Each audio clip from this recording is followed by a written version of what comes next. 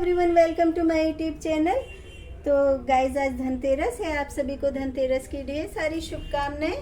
तो मैंने भी धनतेरस की थोड़ी सी तैयारी कर रखी है। तो धनतेरस के लिए मैंने देखिए ये गणेश जी, लक्ष्मी जी रखे, साथ में मेरे छोटे से लड्डू गोपाल जी हैं, दुर्गा जी हैं, राधा कृष्ण हैं, और ये पूरा शंकर जी का परिवार है। और ये देखिए ये मेरे कितने खूबसूरत से कान्हा जी हैं, और ये छोटी सी गाय है जो कि बहुत पास से दिखेगी। और क्योंकि धनतेरस को गणेश जी, लक्ष्मी जी रखते हैं, तो साथ में ये हाथी भी मैंने रख रखे हैं, और कृष्ण जी है तो इसलिए गाय भी मैंने रखी है।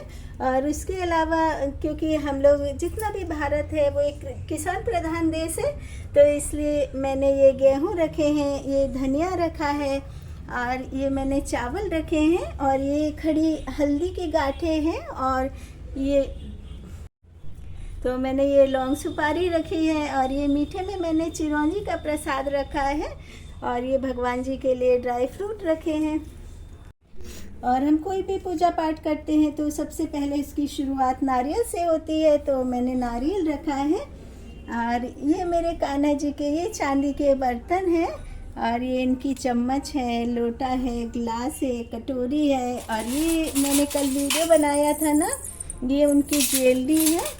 और ये गणेश जी, लक्ष्मी जी हैं, तो मैं इनको अब पूजा घर में रखती हूँ, इनकी पूजा करूँगी। तो धनतेरस की पूजा प्राचीन काल से ही की जाती है। तो पहले तो लोगों के पास में चांदी सोना खरीदने के लिए थोड़ा बहुत पैसा होता था, लेकिन बहुत सारा चांदी सोना खरीद लेते थे क्योंकि बहुत सस्ता होता था। और अब तो चांदी सोना इतना महंगा हो गया कि हम लोगों के पास में बहुत सारा भी पैसा हो तो हम लोग थोड़ा सा चांदी सोना खरीद लेते हैं। लेकिन मैं तो बहुत कभी कभी ही बर्तन वगैरह लेकर के आती हूँ धनतेरस पर, क्योंकि इस समय भीड़ भाड़ बहुत ज़्यादा होती है, और बर्तन भी महंगे हो तो कोई बात नहीं, लेकिन अच्छे भी नहीं मिल पाते हैं। तो मैं पूरा प्रॉपर तरीके से पूजा पाठ करती हूँ। यदि कभी बर्तन ना भी आ पाए तो कोई बात नहीं, मैं पूरा दीपक वगैरह जला के, प्रसाद रख करके, और पूरी श्रद्धा भक्ति से धनतेरस की पूजा करती हूँ। क्योंकि भगवान हमारे भावों को देखते हैं, वो ये नहीं देखते हैं कि हमारे पास कितना पैसा है, हमारे पास में कितनी सारी सामग्री है। हम लोग अपने भाव से सिर्फ भगवान की पूजा अर्चना कर लेना, तो हमारे भाव प्रार्थना बन करके भगवान तक पहुँच जाते हैं। क्योंकि धनतेरस के दिन से ही दिवाली का आगाज हो जाता है, दिवाली की पूरी तैयारी शुरू हो जाती है, और धनतेरस के दिन से ही दीपक जलने शुरू हो जाते हैं।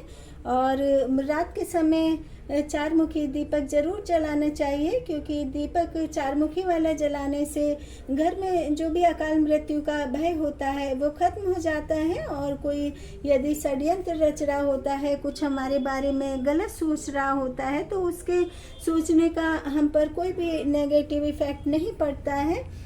और धनतेरस से ही दिए जलने शुरू हो जाते हैं, और हमेशा सरसों के तेल का दिया जलाना चाहिए। कई बार हम लोग ये सोचते हैं कि समय भी कम लगेगा और मिट्टी के दिए कौन खरीद करके लाए, और हम लोग कैंडल जला लेते हैं, लेकिन मिट्टी के दिए खरीद करके लाने चाहिए। क्योंकि जो प्रजापति भाई होते हैं, उनके परिवार होते हैं, पूरा साल भर लगा देते हैं मिट्टी के दियों को बनाने में, इधर उधर से कर्ज भी लेते हैं, छोटे छोटे बच्चे सहित लग जाते हैं मिट्टी के दियों को बनाने में। और हम जा कर के शोरूम से या बड़ी बड़ी दुकानों से कलरफुल वाले दिए ले आते हैं, मिट्टी के सिंपल वाले दिए नहीं ले कर के आते हैं। और मैं तो इस बार मिट्टी के 350-400 दिए ले कर के आई हूँ, क्योंकि मैं साल भरी जो भी त्यौहार होते हैं उसमें 11-11, 21-21 दिए जलाती हूँ। मेरे घर में रोज़ भी मिट्टी का दिया ही पूजा घर में जलता है, तो मुझे बहुत सारे दिए लगते हैं। तो ये जो मिट्टी के बर्तन दिए हैं, हम भारत के लोगों को खरीदना चाहिए, क्योंकि विदेशों में भी ये बर्तन खरीद करके लोग ले जाते हैं, क्योंकि ये स्वास्थ्य की दृष्टि से भी अच्छे होते हैं, वातावरण के लिए भी अच्छे होते हैं। और हमारे जो प्रजापति भाई हैं, जिनका कि रोजगार इसी से चल रहा है, तो उनके लिए भी आर्थिक दृष्टि से उनको भी सशक्त करने के लिए हमको मिट्टी के बर्तन और दिए खरीदने चाहिए। और जब सारी पूजा की तैयारी हो जाती है तो उसके बाद में हम लोग दीपक प्रज्वलित करते हैं, उसके बाद पूजा शुरू करते हैं। और धनतेरस में 2 झाड़ू लेकर के आना बहुत ज़्यादा ज़रूरी होता है, क्योंकि झाड़ू हमारे घर की लक्ष्मी होती है। तो इसलिए मैं भी 2 झाड़ू लेकर के आई हूँ। अब बस सारी तैयारी हो चुकी है और अब मैं 15-20 मिनट बाद धनतेरस की पूजा करूँगी। तो आप सभी को फिर से धनतेरस की ढेर सारी शुभकामनाएं।